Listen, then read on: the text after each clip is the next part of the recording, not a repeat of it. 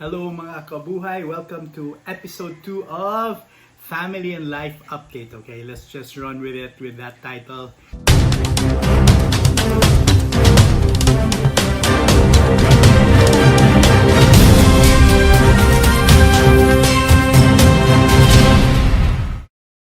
Anyway, that's what we used to do before. I mentioned last episode that we had a show, Family Life Update, in 2013 and 2016 online sa YouTube channel. You'll see the playlist naka-post dun. So if you want to see older versions with more black hair, it's over there.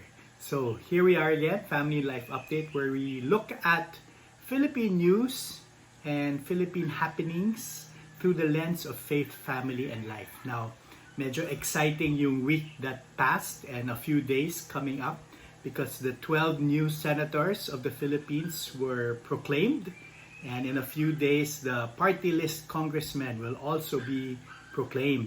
So let's go talk about these senators, and then in a while, like I said last Wednesday, let's talk about Partylist. And marami kasing sinasabi about Partylist, how it's been mishandled and misused over the years. So let's look at it and see kung maayos pa siya or hindi na. Okay, but first let's go to the senators. The 12 senators were proclaimed the other day, and very interesting setup of senators that we have. There are 3 sets of senators who are related. So you have Senator Cynthia and Senator Mark Villar, mother and son. You have Senators Pia and Alan Cayetano, brother and sister. And you have Senators JV and Jinggoy Ejercito, brothers, half-brothers.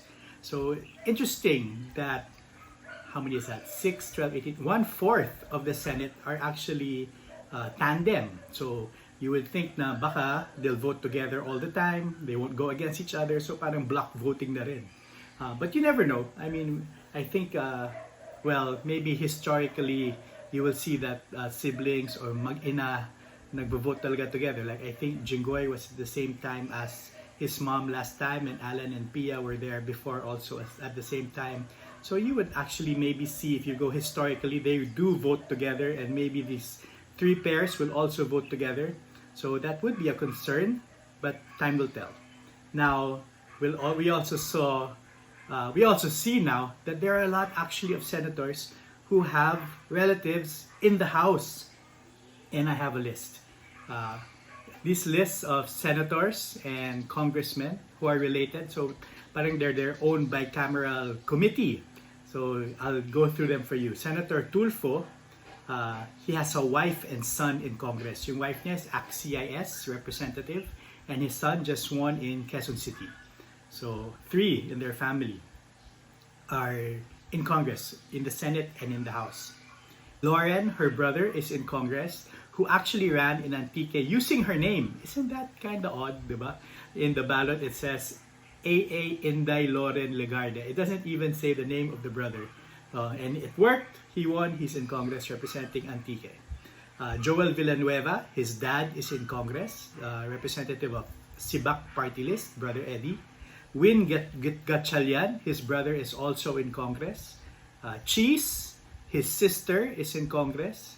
The Villars, Camille Villar, is also in Congress, the sister of Mark, daughter of Tita Cynthia.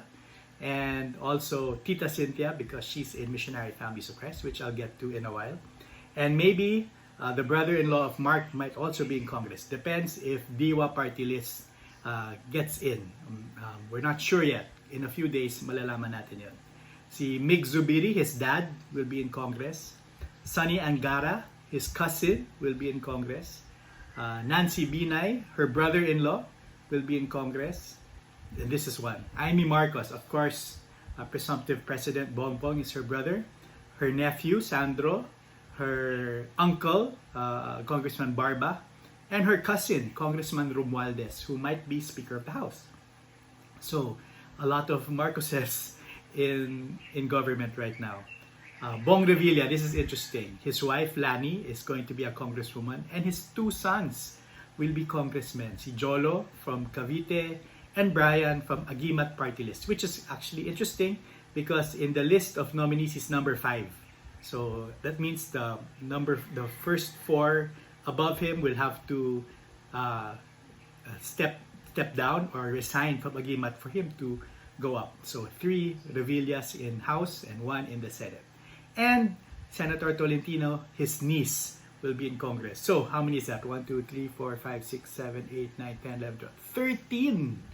13 of the senators have relatives in the House. So that's more than half of the senators are actually have connections in the House. So I don't know, kasi walang dynasty law, and people say, what would the dynasty law be? Because will you stop other family members from running for different positions when choice naman ng electorate yun whether to vote them or not?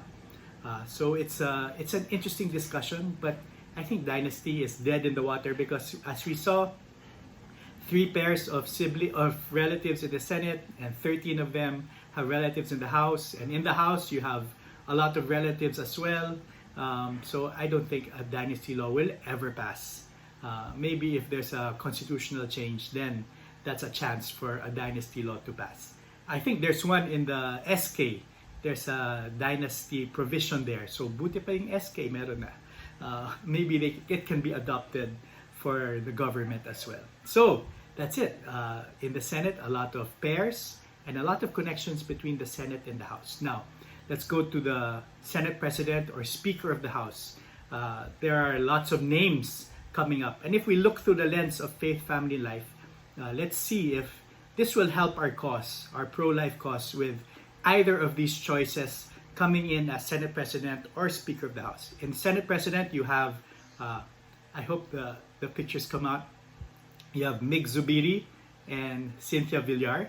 And doing some research, though these are a few years ago, hopefully their views have not changed. Mig Zubiri was anti the RH law, is anti-divorce, and generally pro-life in his views. And so is Senator Cynthia Villar. As you can see from this tweet from a few years ago, you will see that she even mentions that she is a member of MFC Now, Missionary Families of Christ, because her and Senator Manny are both pro-life. Now, full disclosure, Senator Manny is our wedding ninong, and we are very grateful to him. And I can tell you that they really are pro-life. So looking at them from the lens of faith, family, life, either of those choices hopefully looks good for our pro-life cause. Now in the House, initially they were talking about former President Gloria Arroyo and Martin Romualdez. Now a lot of people have moved to Martin Romualdez, and also generally his views from past interviews shows he is also pro-life, pro-family, pro-life, and well, so is former President Gloria Macapagal Arroyo, one of the more pro-life presidents that we've had in the past. So also, either way, I think looking through the lens of faith, family, life, you will see that we have good prospects for defending the family, the Filipino family, from all these outside pro-choice elements that want to come into the Philippines. All right, that's a mouthful, isn't it? Okay, so yun yung first two things. Okay, the first one was the incoming senators, how they're related to each other, how they're related to people in the House. The second news item, though medyo connected pa rin, is who could be the upcoming Speaker of the House and who could be the upcoming Senate President. And even if wala yung buhay party list is coming Congress, I don't know why. Let's not get into that. Hindi pa ako ready. But we'll get into it one of these days. There's still hope with this incoming leadership. But of course, we still have to be vigilant and attentive. Okay, the third topic and the last topic that I want to bring up now is the party list system. The party list system says that 20% of congressmen should come from party lists. So depending how many congressmen there are from the districts, because they add districts every few years. This Congress incoming, there will be 63 congressmen from party list. Now, originally, the party list representatives were appointed and affirmed or confirmed by the Commission of Appointments. Wait lang, let me drink some water. Wow. Okay, and they were approved by the Commission of Appointments. And after a few congresses, they became elected. And the door to go through to be able to be a party list representative is you have to get 2% of the votes cast for party list. It's in the law. So kung hindi ka umabot ng 2%, technically, you shouldn't be a congressman of party list. Now, the problem there is not everybody reaches 2%. Like just this last elections, I think only 6 reached 2% or more of the votes cast for party list. So what does that mean? If the max you can get is only 3, then that would be 18 congressmen lang. Technically, because they say every 2% you should get a seat. So if you only get 2%, 1 seat. If you get 4, 2. If you get 6, 3. Hardly anybody reaches 6%. Even this past elections, the highest yata, AXIS only got 5-point-something%. So what they do is they have computations, and the computations change every elections because there are already complaints, ganyan. So you never know how many seats you're gonna get. Unless you're the top 1, you get automatically 3 seats. But if you're number 2 all the way to whatever number, you don't really know because the computations change. Now, hopefully they get to amend the law to make it clearer and more fair. And well, if you ask me personally, if you get 12% of the vote, I think AXIS did that 2 elections ago, then you should actually have more than 3 congressmen, diba? Maybe they should amend it that way because you got so many people supporting you. But there are a lot of issues with the party list. Even before, the one who represents should be part of the marginalized sector. So if you're representing farmers, you should be a farmer, diba? Technically, that's what you would think. Pero now, with some Supreme Court decisions, anybody can represent a marginalized sector. So that's why you have political families using the party list system to get into Congress. So political families representing farmers, fisher folk, and whatever. And it became a backdoor. Now, you might think, paano naman kung farmer yun? Anong alam niya to make laws? But then, when you think about it, kung hindi ka lawyer, you're part of a political family, what do you know also, di ba? So you can always get a good staff, you can always learn, and if you're from that marginalized sector, at least you know what is happening, what you're going through. Parang personal experience, so you can really push those laws. Now, if you ask me, that should be the case moving forward. If itutuloy yung party list because they're thinking of abolishing it also, who knows what will happen. That will be very interesting though. All the political families will go back to their districts. Matinding laban yun. But if ever they push through with it, I think if you represent a marginalized sector, the representatives should come from that sector. There are also marginalized political parties.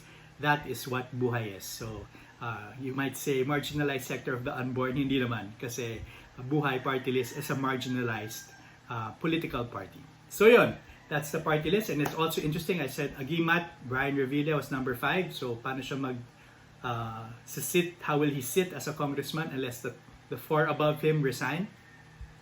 And you also see with Commissioner Guanzon with PWD party list. She's not even a nominee.